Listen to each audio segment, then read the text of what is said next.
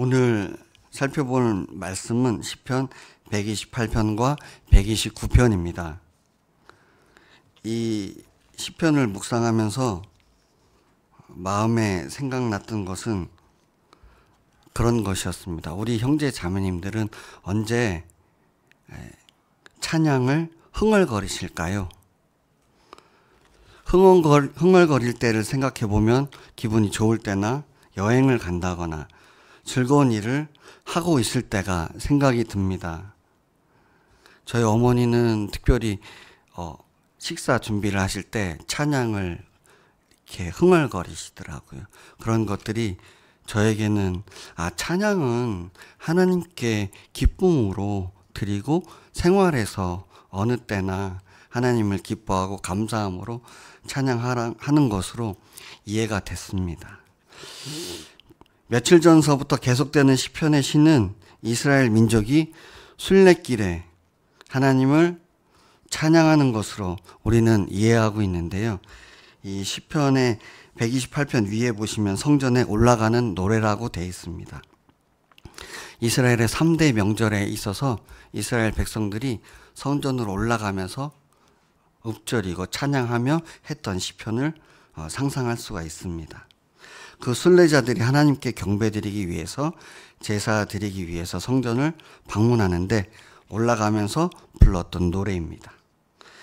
사실 우리가 찬양을 어떻게 이해하는가 깊게 생각해 봤을 때요.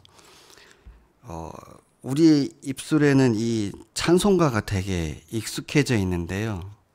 찬송을 하다 보면 내 영혼이 하나님께 반응하는 것을 생각해 볼 수가 있습니다.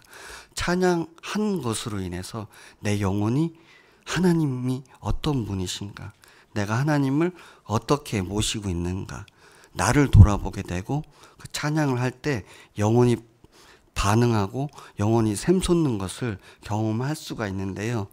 이 찬양을 보시고 같이 교독을 하셨지만 내 영혼이 심상치 않습니다. 그런데 이 찬양을 할 때 이 일들을 하나님께서 직접 우리 가운데 역사하실 줄 믿습니다. 128편의 시를 보시면 처음에 이렇게 돼 있죠. 여호와를 경외하며 그의 길을 걷는 자마다 복이 있도다. 계속 이 시편에 보시면 경외라는 단어가 몇 번 나오는데요. 경외라는 단어는 어떤 뜻을 의미할까요? 사전에 한번 찾아봤습니다. 공경하면서 두려워하는 것을 말합니다. 하나님을 하나님으로 실제 대접해 드리는 것이 경외인 줄 믿습니다. 창조주신 우리 하나님 아버지를 공경하면서 그분을 두려워하는 것은 그러면 어떤 것일까요? 실제로 우리가 알고 있는 성경 이야기 중 아브라함이 이삭을 바칠 때 하나님께서는 이제야 네가 나를 경외하는 줄 안다고 말씀하셨습니다.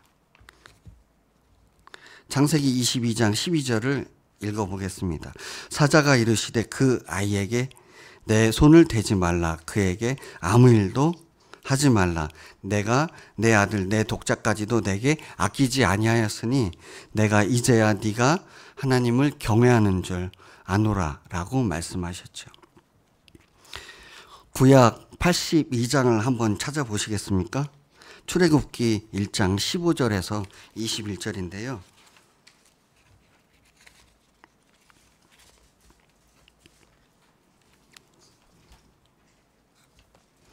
출애굽기 1장 15절에서 21절입니다.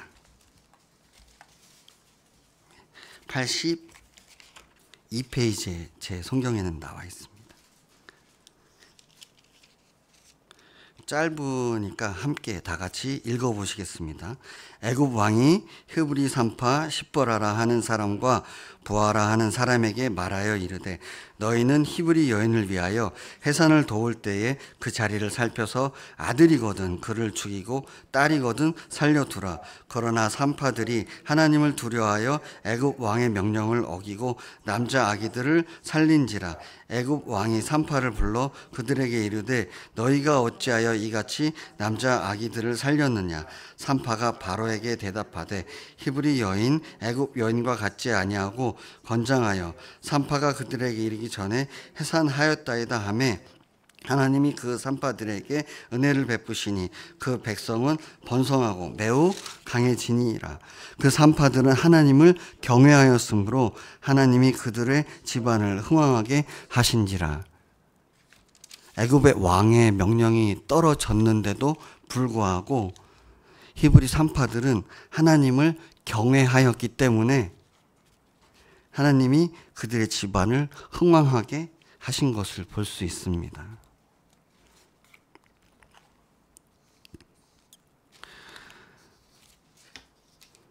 또 여러 가지 말씀들이 있는데 이 말씀들을 정리해서 생각해 보면 하나님의 뜻인 하나님의 말씀을 지켜 행하는 것으로 하나님을 경외하는 것을 알 수가 있겠습니다. 어떤 일을 할 때에 먼저 하나님의 말씀과 뜻이 기준이 되어서 행하는 것의 기준이 하나님이 되어야 하는데 하나님을 두려워하기 때문에 세상의 기준대로 하지 않음을 말하기도 합니다. 예를 들어서 술에 취하지 말라고 하셨는데요. 하나님께서는 이렇게 말씀하셨죠. 그리고 쳐다보지 말라고도 하셨고요. 그런데 이 말씀을 경히 여긴다면 이것은 하나님을 경외하지 않는 것이라고 쉽게 이해할 수가 있겠습니다. 또 하나님을 잘 섬긴다고 하는 이스라엘의 종교 지도자들이 예수님을 시험하면서 안식일에 대해서 따지고 듭니다. 그랬을 때 율법과 선지자의 강령에 대해서 물어보니 예수님께서는 이렇게 말씀하셨습니다.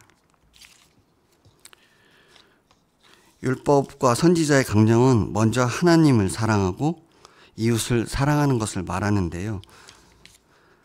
내 마음을 다하고 목숨을 다하고 뜻을 다하여 주 너의 하나님을 사랑하라 하셨으니 이것이 크고 첫째 되는 계명이요 둘째도 그와 같으니 내 이웃을 내 자신과 같이 사랑하라 하셨으니 이 계명이 온 율법과 선지자의 강령이라고 직접 말씀하셨습니다. 하나님의 말씀을 지키는 것도 하나님의 뜻대로 하는 것이 하나님을 온전히 경외하는 줄 믿습니다. 단순히 하나님을 두려워해서 무엇을 하는 것보다 그 이전에 내가 하나님이 어떤 분이신지를 알고 그분의 말씀을 지켜 행하는 것이 진정으로 하나님을 경외하는 것인데요. 가볍게 말씀드려보면 어느 날 어머니가 저한테 자주 심부름을 시키셨는데요. 저녁이나 아침에 보여라 콩나물 300원어치 사와. 그러면 제가 쏜살같이 가서 사옵니다. 어머니가 굉장히 좋아하시더라고요. 또 어느 날은 저녁 때 두부 한 모를 사와라. 그러면 제가 또 재빨리 쏜살같이 달려가서 사다 드리죠. 그러면 어머니가 정말 좋아하셨는데요. 이거보다 더 큰 창조주이신 하나님 아버지께서 우리에게 정말 해가 되는 것을 시키지 않으시는데 그 말씀을 정말 기쁨으로 감사함으로 순종했을 때 하나님께서 정말로 기뻐하실 줄 믿습니다. 하나님께서는 직접 출애굽한 백성들을 호렙산에 불러서 직접 현현하셨을 때도 백성들은 정말 두려워했습니다. 말씀하시지 마시라고. 그 대신 모세가 올라갔지요. 그런 모습을 보여주셨던 하나님께서 모세를 통해서 말씀하셨을 때 백성들은 10번이나 하나님의 말씀을 듣지 않았습니다. 그래서 하나님께서는 뭐라고 하셨냐면 목이 곧은 백성이라고도 말씀하셨죠. 참 슬픈 현실이기도 한데 이 말씀을 읽고 또 묵상할 때에 정말 경외하는 것, 우리 교회에 오늘 이 말씀을 주셨을 때 우리가 어떻게 반응해야 될까 생각해 보았습니다. 가장 쉽게는 전교인 여름 수양회 때 우리에게 보시면 아브라함, 이삭, 야곱의 하나님이라는 주제로 말씀을 허락해 주셨는데요. 이 말씀의 핵심은 소명입니다. 우리가 그냥 불러진 것이 아니고 건강한 교회를, 정말 다른 교회들이 아닌 교회다운 교회, 건강한 교회를 세우는 우리가 소명을 갖고 교회에 불러주셨음을 의미하는 말씀이 있죠. 그래서 아브라함의 하나님이 나의 하나님이시고요, 이삭의 하나님이 나의 하나님이시고, 야곱의 하나님이 나의 하나님이시라고 우리가 고백했죠. 그렇기 때문에 저 전능하신 하나님께서 나의 하나님이시라면 그분을 경외할 때에 2절부터 6절까지의 복을 허락해 주신 줄 믿습니다.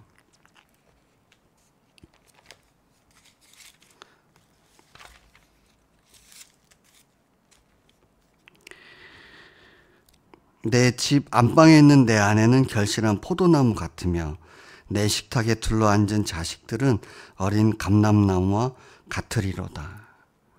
하나님을 경외하면 이런 복을 허락해 주시는 거죠. 또 여호와를 경외하는 자는 또 시온에서 내게 복을 주실지어다. 너는 평생에 예루살렘의 번영을 보며 내 자식의 자식을 볼지어다 라고 말씀하셨습니다. 그리고 이스라엘에게 평강에 있을지어다 라고 말씀하셨는데요. 가정에 아기의 울음이 있으면 그 가정이 얼마나 기쁨이 또 생명력이 넘치는 걸까요? 저희 집에도 조카가 태어났을 때 정말 기뻐하셨는데 이 말씀을 묵상하면서 우리 교회에 새로운 생명이 예수님을 주인으로 모신 분들이 태어나면 우리가 정말 기뻐하고 하나님께서도 하늘의 잔치가 일어나지요. 그렇기 때문에 이 말씀을 생각할 때에 이병호 목사님과 교제할 때도 얘기해 주시더라고요. 우리가 전도에 또 영혼을 구하는데 함께 힘써야 됩니다. 그래서 8월 전교인 수양회도 끝났고 또 곧 우리가 함께 나가서 전도를 할 텐데요. 우리가 이렇게 예수님께서 우리에게 지상 대명령을 허락해 주셨듯이 그 말씀을 기쁨으로 순종할 때에 우리 교회에 또 부흥의 역사가 있을 줄 믿습니다. 새로운 영혼들이 태어나고 저번에 우리 재한이가 강대상에서 간증을 했지요. 그때 우리가 정말 얼마나 기뻐했을까요? 다 같이 일주일 동안 재한이 얘기로 정말 꽃을 피웠었는데요. 너무나도 감사하고 또 우리가 재한이를 가족으로 또 받아들였고 평생 하나님께 가는 그날까지 우리가 재한이를 믿음으로 세워야 되는 줄 믿습니다. 이어서 129편을 함께 묵상하시겠습니다. 이 말씀을 묵상할 때 딱 떠오르는 생각들이 여러 가지가 있었습니다. 이스라엘이 어릴 때부터 여러 번 나를 괴롭혔다고 고난을 받았다고 하는데요. 이스라엘 초창기서부터 세워진 그때부터 저에게는 아직도 지워지지 않는 족속들이 있는데요. 그것은 바로 블레셋 족속입니다. 가사, 가드, 에글론, 에스글론, 아스돗 이런 지역들의 블레셋 족속들이 살았는데요.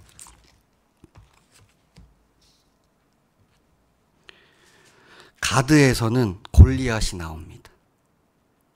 골리앗은 너무나 또 잘 아시지 않습니까? 정말 얼마나 이스라엘 백성들을 무시했습니까? 3m나 되는 거인이 갑옷을 입고 나와서 싸우자고 할 때 아무도 이스라엘 백성은 대적하지 못했는데 다윗이 오직 나가서 내가 하나님의 이름으로 나간다라고 선포하고 다윗을 물맷돌로 쳐 죽였지 않습니까? 그랬을 때 또 생각해 볼 것은 가사에서는 데릴라가 나왔죠. 데릴라는 삼손을 끝까지 유혹하고 넘어뜨렸던 사람인데요. 이런 것들 간단하게 생각해 볼 때도 다윗 왕 때까지 정말 여러 민족들이 이스라엘 민족을 괴롭혔던 걸 우리는 알고 있습니다. 우리 형제자매님들 사역지 이제 직장이라든지 또 여러 가지 일터에서 우리를 예수님을 믿는다고 해서 계속 그 위해서 우리를 괴롭히고 하는 일들을 겪어보시지 않으셨습니까? 그랬을 때 우리는 그들을 더 축복하고 예수님을 어떻게든 믿으려고 믿게 하려고 애쓰는 게 우리의 사명인 줄 믿습니다. 정말 어려움이 있더라도 우리가 하나님을 의지해서 나아갈 때 하나님께서는 일을 하시는데요. 3절에 보시면 밭가는 자들이 내 등을 갈아 그 고랑을 길게 지었도다 했을 때 얼마나 고통이 심하고 또 얼마나 괴롭힘이 심했으면 등에 고랑이 난다고 합니다. 근데 이 말씀을 살펴보면 등에 고랑이 날 정도로 정말 고통을 당하신 한 분이 딱 생각이 납니다. 우리의 죄를 위해서, 우리의 허물로 인해서 우리를 하기 위해서 예수님께서 우리의 죄를 대신 짊어지셨죠. 무릇 시온을 미워하는 자들은 수치를 당하여 물러갈지어다라고 말씀하셨습니다. 6절에서는 그들은 지붕의 풀과 같다고 하셨는데요. 지붕의 풀은 빨리는 자라지만 금방 햇볕에 또 얇은 흙 가운데 있기 때문에 말라 죽는데요. 그들이 이렇게 될 것을 말씀하시죠. 그리고 이런 것은 베는 자의 손과 묶는 자의 품에 차지하지 않는데요. 당연히 그렇죠. 추수꾼들이 벼 이삭을 자를 때 한 손에는 낫을 들고 한 손은 벼를 뭉치를 잡는데 이 지붕에 있는 풀이 한 주먹이나 되겠습니까? 그런데 이 모든 것들로 우리가 살펴봤을 때 복음과 연관지어 보면 예수님께서 모든 승리를 이끄신 줄 믿습니다. 우리는 영적인 싸움을 싸울 때 이미 이긴 싸움을 하는 것이죠. 왜냐하면 예수님으로 인해서 사망, 마귀는 이미 멸하였고 사탄 마귀는 무장 해제된 줄 믿습니다. 그렇기 때문에 계속해서 우리가 너무나도 잘 아는 것처럼 마귀는 종이 호랑이에 불과합니다. 때로는 여러 형제 자매들이 정말 어려움에 영적 싸움에 있지만 우리가 중보하고 할 때 그들이 분명히 어느 상황에서는 주님께서 승리케 하실 줄 믿습니다. 오늘 말씀을 살펴보면서 정말 우리가 믿음의 이스라엘 백성들이고 하나님의 자녀인데요. 이 시편은 우리가 성도로서 하나님의 은혜를 입고 그분의 백성된 자로 세상과 어둠이 던져주는 수많은 고난을 두려워하지 말고 오히려 그것을 기쁨으로 감당해야 함을 말씀하고 있습니다. 그렇기 때문에 오늘 하루를 살 때 주님이 어떤 상황 가운데 인도하실지라도 우리가 주님을 붙잡고 승리할 줄 믿습니다. 골로새서 1장 24절에 사도 바울은 이렇게 고백합니다. 나는 이제 너희를 위하여 받는 괴로움을 기뻐하고 그리스도의 남은 고난을 그의 몸된 교회를 위하여 내 육체에 채우노라. 우리도 이와 동일한 마음인 줄 믿습니다. 오늘 말씀을 묵상하면서 또 온전히 성령 하나님의 충만함으로 하루를 살아가실 때 또 중보 기도로서 또 교회에 또 우리가 헌신함을 또 다시금 다짐하고 여러 상황 가운데서도 예수님을 증언하는 우리가 된 줄 믿습니다. 기도하시겠습니다. 골로새서 1장 27절에 하나님이 그들로 하여금 이 비밀의 영광이 이방인 가운데 얼마나 풍성한지를 알게 하려 하심이라고 말씀하셨습니다. 이 비밀은 너희 안에 계신 그리스도시니 곧 영광의 소망이라고 말씀하셨습니다. 우리의 소망 되신 예수님 감사합니다. 우리를 위해 죽으시고 부활하신 예수님을 찬양합니다. 하나님의 독생자로서 우리를 위해 이 땅에 오시고 죽으시고 부활하신 예수님을 찬양합니다. 오늘 하루 우리가 말씀을 묵상하고 또 사역지에서 사명 감당할 때에 여러 가지 힘듦도 있고 고난도 있겠지만 그것을 이미 승리하신 주님을 믿음으로 바라보기를 원합니다. 그랬을 때에 우리가 믿음으로 견고히 성장하고 주님을 위한 일꾼들로 추수꾼들로 반듯하게 세워주시고 우리가 교회를 세우기 위해 더욱더 헌신하게 하실 줄 믿습니다. 감사드리며 예수님의 이름으로 기도드렸습니다. 아멘.